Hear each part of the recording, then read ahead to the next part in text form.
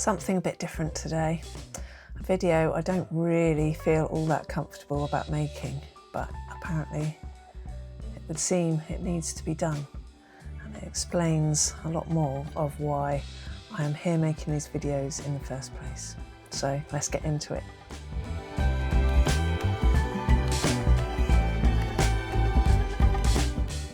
Hi, Reverend Grace here. So yeah, I knew this day would come in the end. I don't know why I'm making such a fuss about making this video. I know why I'm making a fuss about making this video. I know why I'm reticent to do it. But at the same time, I see other people like John St. Julian Baboyama. He just freely makes bold statements with great consideration and thought. But he doesn't, I don't know, it doesn't stop him from saying things. And there are other people that say things and they say, well, you know, I am me and you are you and it needs to be said. And yeah, I've been making a fuss about this for a long time. And for some reason, in the last month or two, I have been called to share this with you. I have a sense that it opens up like a next stage or a new portal or something like that for me, for my learning, for what I am, for my purpose, for what I am to bring to the world, which hopefully in turn is beneficial for other people in the world as a knock-on effect kind of a thing. So yeah, I've been also called by my great teacher Nicola, whose memorial I went to a couple of weeks ago. She has been calling me for a long time in life and since her passing to step into my own power more fully and to be bolder. And another friend of mine is calling me to be bolder. And that friend is Mother Mary, Our Lady of many things, Queen of the Heavens, Queen of the Light, Queen of this, Queen of that, Mother of all. Yeah, like this fantastic woman has many, many different names and avatars, and of course she pops up in different places. Lady of Guadalupe, Our Lady of Lourdes, all over. And so basically in 2020, I was just about to start my ministry course. And I was fiddling around at home. It was a rare day that I was home on my own. And I was doing some jobs. It was a nice sunny day. And I just took a pause and stepped out into the garden to sit on the bench. And then up above my house, there was like a figure. I can only describe it as you know, when you, in Star Wars, you must have seen this. In Star Wars, when Princess Leia is beamed out of R2-D2, it's like a little telegram message, but in video form.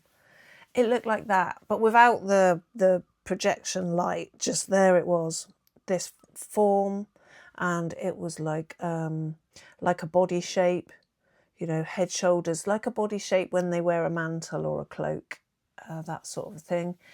And holding out this ball of light. And I was raised partly my school life it was a school that used to be a convent, but the nuns had left and we had a Church of England head teacher, but we still had a Catholic Mass. So, but there wasn't the full veneration of Mary as I remember it. We weren't all sat around praying rosaries or anything like that. But I suppose I had an awareness of her, but I didn't immediately think, oh, look, that's the Virgin Mary. I'm having an apparition, or an apparition is happening in front of me. And I don't know how long it lasted. And I sat there in what I realise now, or I've come to realise, is sitting there in absolute ecstasy. And just kept saying, thank you, thank you. And don't know what I was saying thank you for. I don't, like, yeah, it's so vivid and yet so unclear in what was happening, what was the point of that, why did that happen to me, what am I supposed to do with that. There was no vocal message. Very clear, like this holding out of this ball of light, like offering it to me. And it was like a ball of light, like just... The weird thing was, I don't remember having my sunglasses on. My eyes are pretty sensitive to sunlight and things. The slightest bit of brightness, I'm like, oh, get my sunnies on. And I could look directly at that ball of light, and it didn't give you the funny lights in your eyes when you looked away. It didn't make me squint. It's just that it's a bizarre thing that it was that bright like the sun, like you're looking at the sun, but like a, I don't know, like a whiter light than that. And anyway, a month later, I am going away on my ministry course for 2 years. And that became really all-consuming. It was huge. It was, and at the same time, it was the pandemic, and I was already working as a funeral celebrant, and I was doing longer than 12-hour days and 7 days a week to keep up with the work. And it was just madness. It was madness. And trying to do my study and my reading and write assessments and assignments, and oh my word, it was huge. And on that course, as usual, have I got the book here? I was introduced to an amazing book. Do I have it here? All right, Jim Henry. Oh, it's right in front of me. Oh, good grief. Right, Jim Henry, you go back on your perch and look after Lao Tzu. I was introduced on our course. Shit. Oopsie. To this fantastic book, The Way of the Rose. Now, for all the books that I have and all the reading that I do, I have dyslexia, or I am dyslexic. I don't really know how you say that. And so I have really struggled with reading, and it's like a massive achievement to get through a book. So on the course, my beautiful tutor, my lead tutor, Nicola, introduced us all to this book. We were also introduced to Clark and Perdita's daughter, who was one of our guest speakers. I think she came in the second year. Well, she was in America, so we actually had her online. Oh, my word. What an interesting and amazing young woman. But this is basically, and the weird thing is, right now, one of the, I think probably the only book that I've read twice. Yeah, the only book I've read twice cover to cover. I got this in 2021. I've written it inside. Now, inside the middle of the cover, before a vision of a mysterious lady invited Clark Strand and Perdita Finn to pray the rosary, they were not only uninterested in becoming Catholic, but finished with institutional religion altogether. That's where I was at, completely. Their main spiritual concerns were the fate of the planet, and the future of their children and grandchildren in an age of ecological collapse. But this lady barely even referred to the church and its prescriptions. Instead, she spoke of miraculous power of the rosary to transform lives and heal the planet, and revealed the secrets she had hidden within the rosary prayers and mysteries. Secrets of a past age when forests were the only cathedrals and people wove rose garlands for the mother whose loving presence was as close as the ground beneath their feet. She told Strand and Finn, the rosary is my body is the body of the world, your body is one with that body. What cause could there be for fear? Weaving together the remarkable story of how they came to the Rosary, their discoveries about the ecofeminist wisdom at the heart of this ancient devotion, and the life-changing revelations of the Lady herself, Clark Strand and Perdita Finn reveal an ancestral path available to everyone, religious or not, that returns us to the powerful healing rhythms of the natural world. Oh my word, that is so in line with my book that I'm finishing off at the minute about a business that I used to have. Now then, it's weird, right? Because every time I look at this book, so basically what I was going to say is I read this book from cover to cover on that course. I remember finishing it on the bus on the way back from silver brass band competition championships when we got right up to section 1 and we went to Cheltenham Racecourse, and if we'd won there or got a place there, we would have gone to the Albert Hall.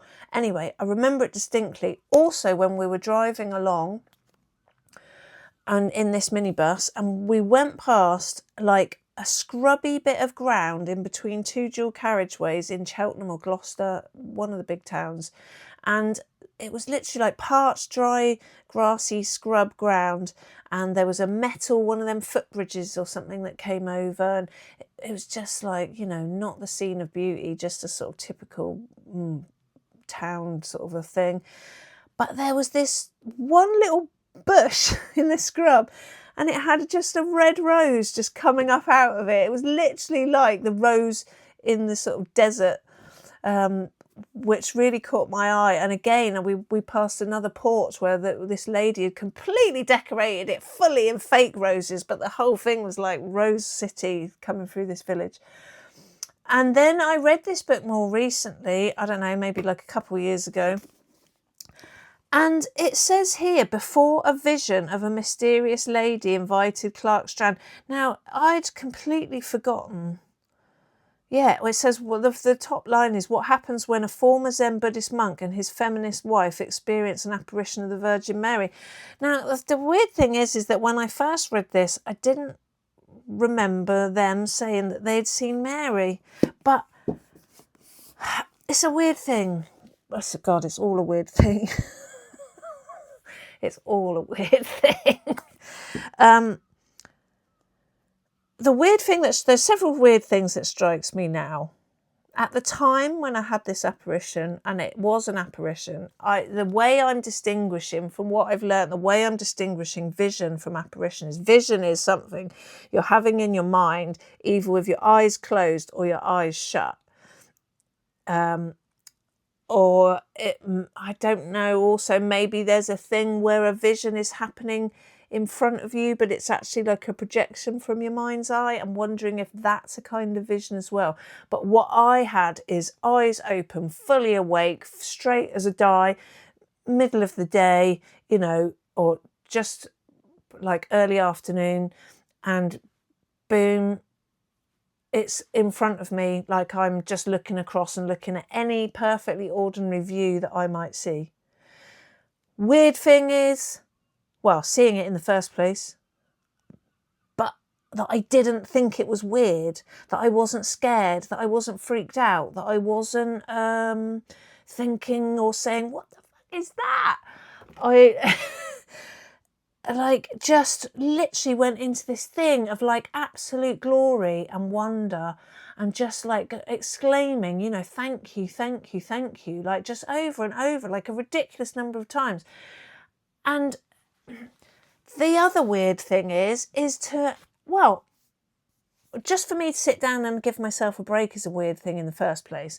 Also, the fact that I didn't go and sit out there to look on my phone and just take a break with my phone. I actually went outside and just sat there, started seeing this apparition, but didn't think, oh, I'm just going to run in and get my phone to take a photo or video of that. Didn't even, that's a weird thing that didn't, you know how many times you see something, a sunset or this or that, and you're like, oh, get my phone, get my phone, get my phone. Take a picture of that, take a video of that. that was weird in itself. Then the weird thing in hindsight now that strikes me also as weird is that over those 2 years, it was full on. It was the pandemic. It wasn't, just wasn't ordinary. Like nothing was normal, was it? And everything for me was a bit flat out. I was not having a holiday kicking up on sort of some sort of extended leave thing. I was working all the time. And so this book was a real anchor in that. But again, I don't remember reading this book. I don't remember reading this bit at the front that actually the first few lines say, experience an apparition of the Virgin Mary. At that point, though, I didn't know. I didn't think, well, I hadn't really thought about it. And this is the weird thing, like such a major thing happened. That was the other weird thing, is that once this apparition had finished, and I'm just then sat on this bench, and literally within a minute, I'm just going up, I'm going into the house and I'm just carrying on with my chores. Feeling great, but not like thinking, oh my God, I must get a diary. I'm not a massive, I have bits of doing journaling, but I'm not a daily writer like I was when I was a teenager. Once I'd started that diary, I had to finish the whole flipping thing. Yeah, that's quite strange that I didn't think to record it in any way. Yeah, and I just carried on with my normal day as if I'd just been out shopping or I'd just been for a walk or I just filled the bird feeders up or so, like just ordinary. Weird, so weird. Anyway, of course, when I finished the ministry course and I was ordained in the July of 2022, and then about a month or so later, I was going to Glastonbury or 2 months later, I was going to Glastonbury to do a hand fasting big wedding celebration for another reverend in my class, and who strangely, in this next week, I'm going back to that land where we did this ceremony, and I am building a Marian shrine, a Maiden Mother crone shrine. So yeah, Mother Mary and Mary Magdalene and Anna Grandmother. And I'm realising I should take this book with me in case people want to have a dip into that. I'll put it in my pile. So anyway, finished this course and I'm travelling to Glastonbury, and I parked down in this place I usually park near Morrison's, and then I thought I'll go into Morrison's and I'll get some snacks because I'm going to be camping the weekend in this field. And also I thought, yeah, I go up and sit at the bottom of the Tor, go up the Tor, go and do something in town before I head to the fields. And when I was in Morrison's, out of the blue, because I tend to, it's not schizophrenic like having little voices, it's just little nudges internally. Sometimes that's like spoken word, sometimes more often it's just a sense I have to do something. And I had this sense that I needed to buy a notebook, and I'm going to go, and today's the day, God knows why today is the day for this, but today's the day to start writing this down and drilling into what happened 2 years before. And I did. I found a great notebook and I walked up and sat in the fields, the orchard. It's now got the circle of trees, apple trees in the bottom field at the foot of the Tor. And I sat up under the hedge line there and started to write. And just stick to the facts of what I'd seen and what had happened and what it was like, blah, blah, blah. Anyway, I then... the sun started going down and I knew I had to get to the fields for the wedding celebration. So I went and I sat there, and the moon was so bright. Oh my word, I'm going to put a photo in.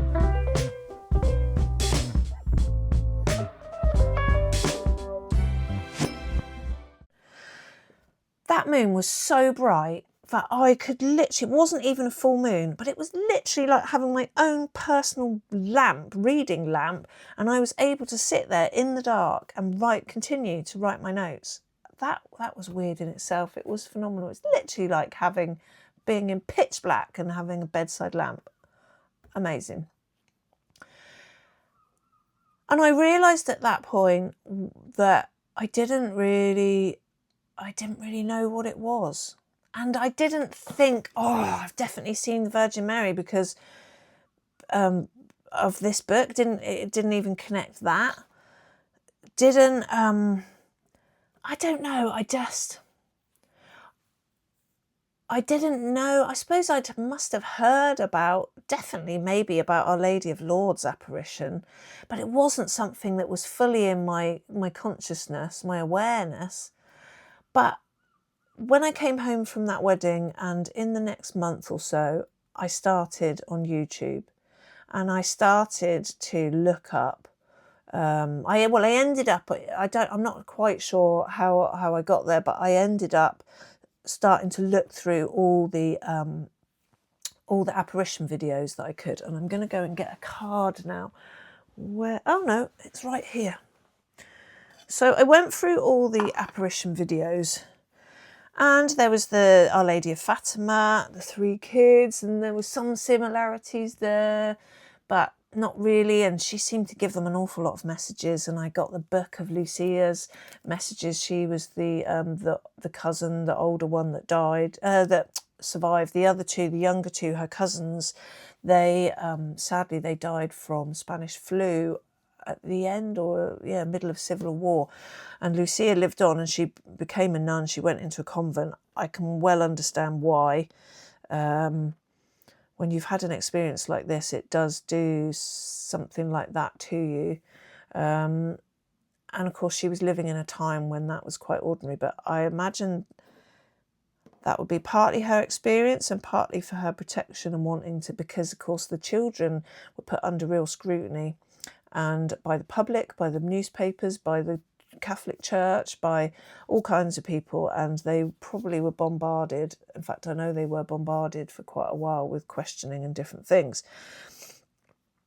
Then there was, in the end, I got to Medjugorje, where there's these 5 or 6 teenagers, and again they're having multiple apparitions. Oh, and also with Lady of Fatima and with the Medjugorje kids. Mary was speaking to them, giving them, verbal instruction or prayer or, information. And so there's the whole Medjugorje thing. Then I went through, lots of different ones. There's Our Lady of Lasette, that's the caves in Colombia.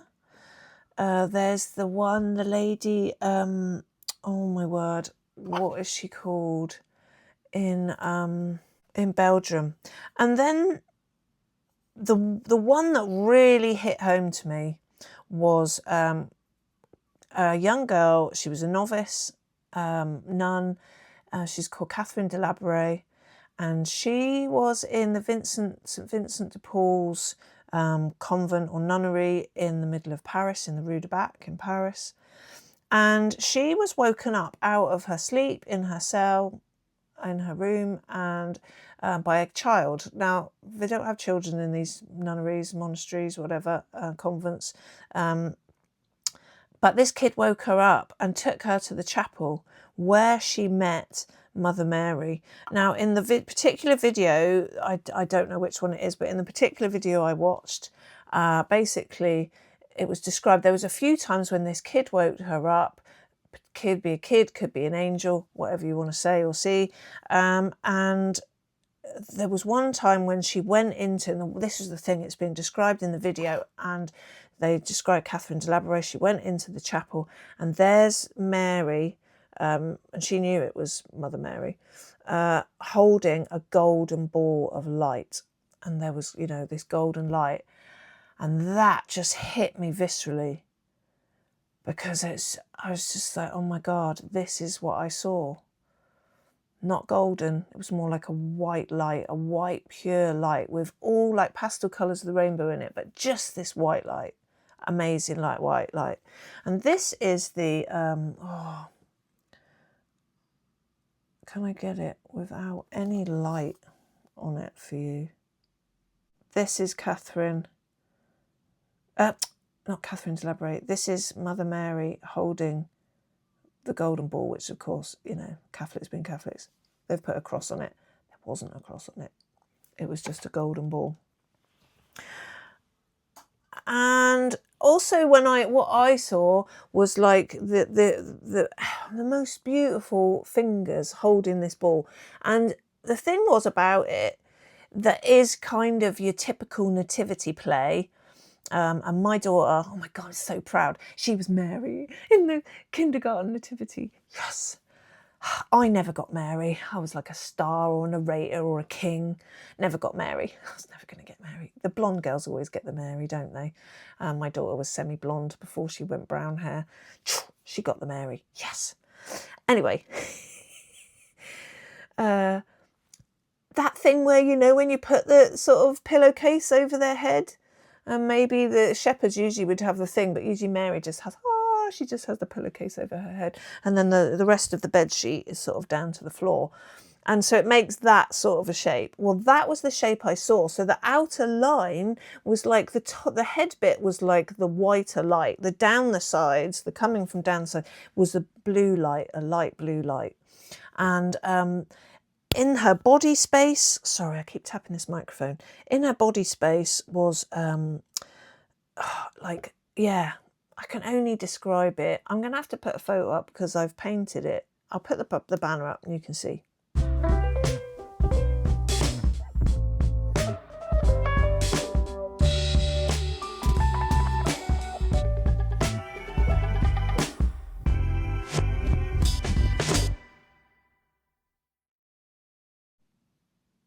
So yeah, in the middle there's that, it was like the white light of the ball, but more sort of little spots or shimmers or something of like pastel rainbow colours.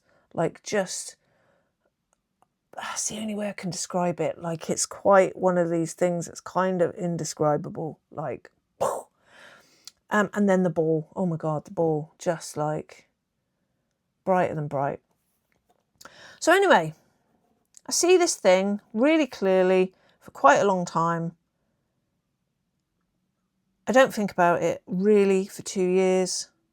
I'm waiting to find like my journal on my course or something and see if there's some, well, I know where the journal is, I just haven't read the words in it, but I don't remember recording. It's just bizarre that it, like, this massive thing happened and then it just left my space of reality and then boom, it came back at the end of my course. And actually, I suppose if I'd been a bit distracted, or maybe it would have distorted my study on different faiths and things if I'd been just full on into the Mary, it wasn't the time to be working that out. And when I got into working it out, more and more and more notes on every single apparition until boom, I see good old Catherine de Labouré with her golden ball.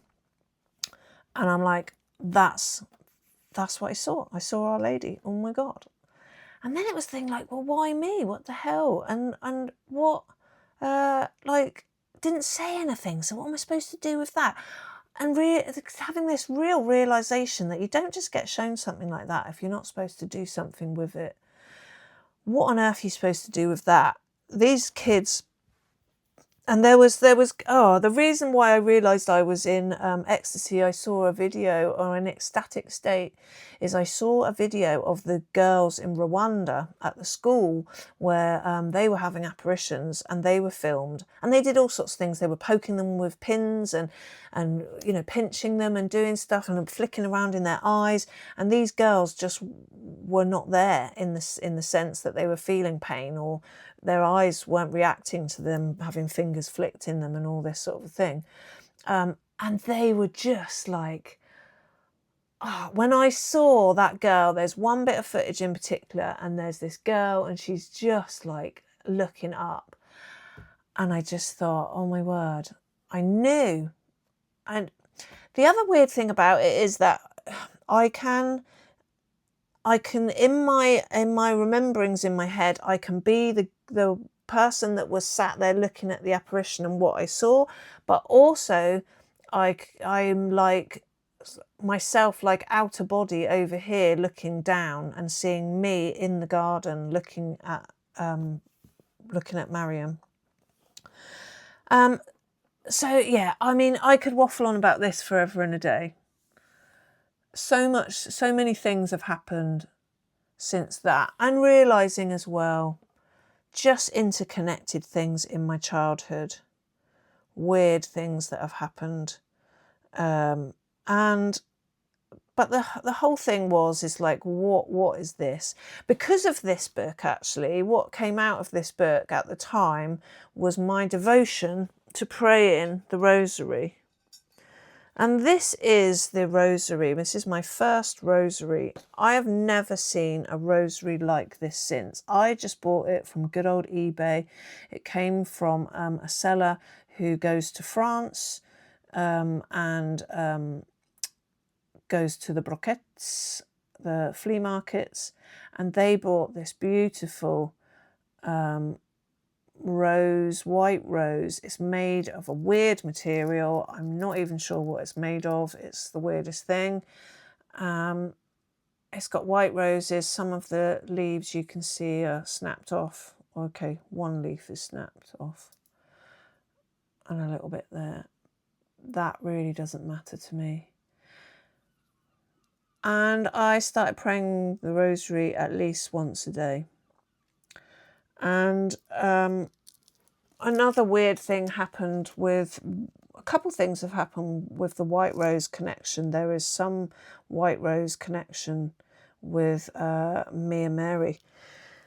So along this way of praying the rosary, obviously I started with the traditional prayer. You'll see, like, some of the very first videos I've made on this channel are rosary videos.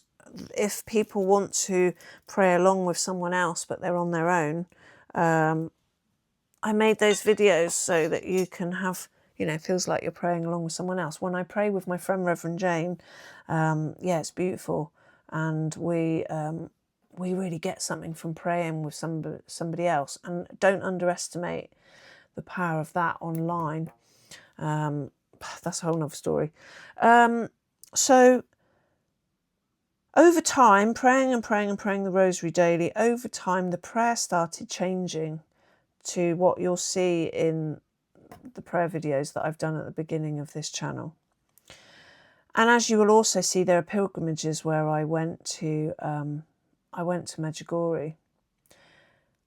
And that brings me to why this video this week. So on one of those videos, you will see when Mary, who came to one of there's some of those teenagers, obviously at Medjugorje, are now adults. One of them has a apparition on their birthday. One of them has an apparition on Mary's birthday. One of them has an apparition on like the anniversary day of the first apparition or something like that. Some of them are only getting them annual apparitions. Some of them, one of them is getting like maybe monthly, and then what's she called? Oh, I can't remember her name. Vishka. I think it's Vishka who's still getting pretty much daily apparitions. Anyway, that's by the by. I had another really interesting experience. Maybe I'll tell you about that another time in a chapel there, in a private chapel. Well, it's kind of public, private. It's in Nancy and Patrick's castle. But the point of this American couple, they visited Patrick and Nancy's castle, and there was a birthday party going on, and they're like, whose birthday is it? Because there was a cake and everything, but it didn't really seem to be anyone else's birthday, and they were all singing Happy Birthday Maria. And he went and asked the castle owner, Patrick, like, what the dickens is going on here?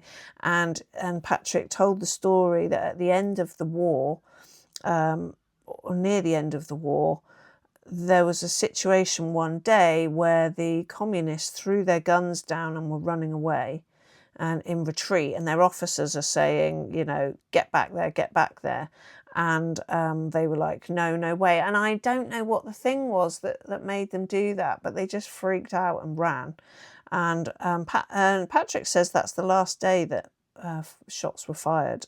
I can't be too sure of that. Anyway, Mary, in one of the apparitions at the time, said, oh, you know, why that day? And she said, because that's my birthday. And they said, no, your birthday is the 8th of September. And she said, yes, the church celebrates it on the 8th of September, but that is not my birthday. My birthday is the 5th of August. And when I heard that, that is my birthday. And so I think I saw this video in like the September, October. Within a week, I was booked tickets to go. Or maybe I saw it in the spring. And then, boom, within a week, I'd got money, I'd booked tickets. I was flying to Medjugorje to be there for my birthday, where I had another most amazing experience in their chapel, and several other little things happened along the way.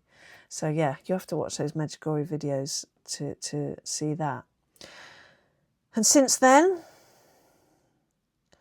so I have started this channel because basically Mary called me to do it. She even gave me the name for the channel, The Ring of Roses, which is a ball-ache name because if you put in Ring of Roses, of course, you get hundreds of nursery rhyme things when it's actually The Ring of Roses. And I do not question what Our Lady says. And I have also, when I pray the rosary, like I do the decade, and that's now transformed into the new prayer that I pray, part in English, part in Spanish. Don't know why Spanish, don't know where that's come from, but anyway, I don't question it. And then on the big beads, on the first big bead, I pray for my daughter and I pray for little Afrata and all the kids at Lemlem School in Ethiopia and at Sede and Eldana and Tesfahunion and all my friends over there that run the school and the kindergarten. They're most amazing people. At Sede gave me this, this Mary shrine icon, beautiful. Oh, it's like glittery, so good. I'm so glad I could get it in my suitcase. And bless her, that came out of her own prayer room. And then on the next big beads, I either send blessings to people or I pray for people in need, people I know that are having operations or health issues or whatever. But also I spend a lot of time meditating, opening up a space of contemplation, contemplative prayer to sit with Mary. And through those prayer times, that has, and sometimes I could be on one bead for like nearly an hour. So, and when you've got 5 big beads, yeah, that's quite a long praying time, you know, anyway. So the prayer has come through in that way, and this channel has come through in that way. And I only thought to ask, I think it was like last year, I only thought to ask, like, what is the purpose? Why have you come to me? What is this all about? And she said, I'm to bring a new light to the world. Crystal clear, that's the thing. And so, okay, I'm still trying to find my way with that. I'm hoping that my videos bring some light into the world for people in different ways. The way I serve at the church, in my local community, in groups I'm in. Yeah, it's not about being some sort of, you know, I just can't sign up to be a complete nun, goody goody two shoes. And I don't think I'm meant to. I'm not very good at just like, I'm devout in my prayer life, but not like with any sort of regularity. It's like trying to keep up any sort of routine. Like I pray my rosary most days, but prayer takes other form, and reverence of life and humanity and divine feminine and Yeshua and God take other forms. And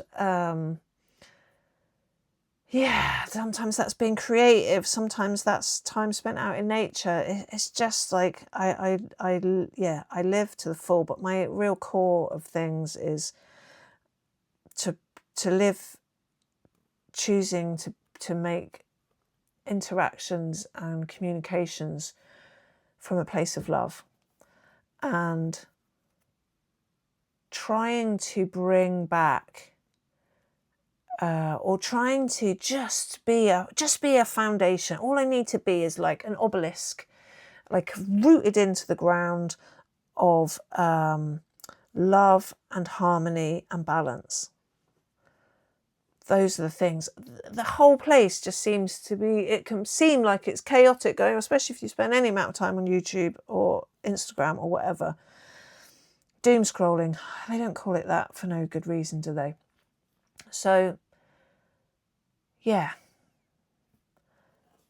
I am at points testing the thing of us creating our own realities, that if you switch off from all of that, what really happens? If you just choose to live a whimsical life where, you know, it's all fairies and pixies and creating art and having fun and loving your family and all of that, then how does that feel? What is reality then? And actually, I can tell you that stuff just goes on in the world all the time. When they talk about the world being an illusion, we're all living in an illusion. In many ways we are. Like the reality, the material world reality is going on all the time. But within that, you can live like your own reality of just bimbling along through your day and everything's fine. And what you need to know is provided to you. And yeah, in terms of like, you think, oh no, if I'm not watching the news, then I won't know about a change of law or a thing that's got to happen or a weather condition or because we're just becoming so even about the weather. They're trying to constantly tell you that you're all going to bake alive and all the rest of it.